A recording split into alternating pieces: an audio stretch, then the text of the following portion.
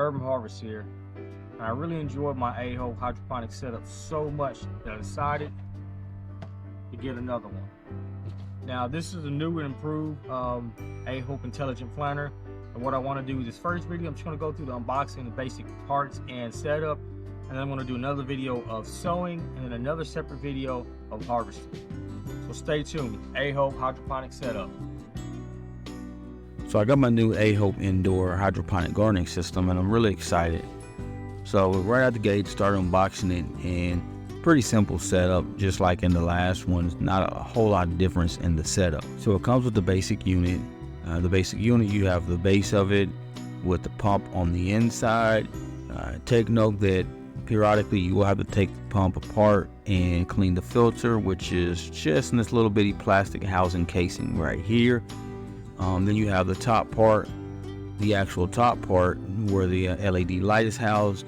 It has a little attachment at the end of it, so if you need to replace that light assembly, you can just push that button and I believe that whole assembly detaches and you can replace that separate, just in case you need to replace the light unit.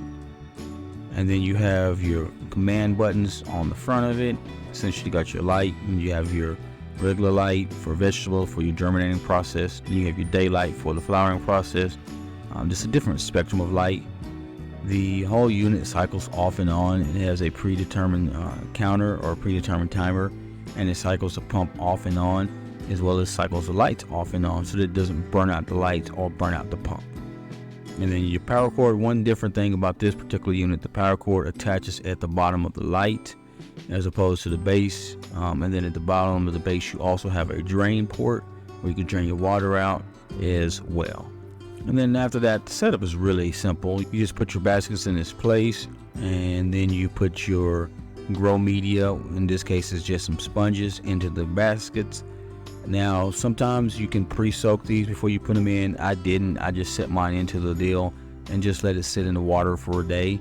But you can pre-soak them if you're trying to get started planting right away.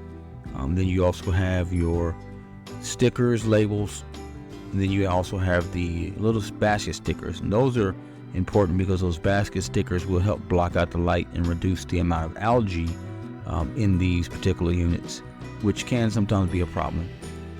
And then you have your humidity dome. That's to help the initial germinating process. Once you start seeing something pop up, you just simply take the dome off. It's no longer needed. Really, honestly, you don't want the dome to stay on more than about maybe 2 or 3 days max, because it can cause some extra humidity and some fungus and possibly algae. So I usually do 2 to 3 days and I take the humidity dome off. You also have your nutrients. Your nutrients, you don't really need to use those until you start seeing your plants germinate and get past that first germination stage. Then you can add your nutrients to the water. But right out the gate, you really don't need the nutrients initially. At this point, it's pretty much time to just go ahead and sow your seeds. So what I'm going to do is do a follow-up video and just showing you some of the seeds that I'm going to sow, how to sow them, and setting up and getting ready to plant in your A-Hope indoor hydroponic system. Until then, indoor gardening don't got to be complicated or expensive. Just get out and grow some.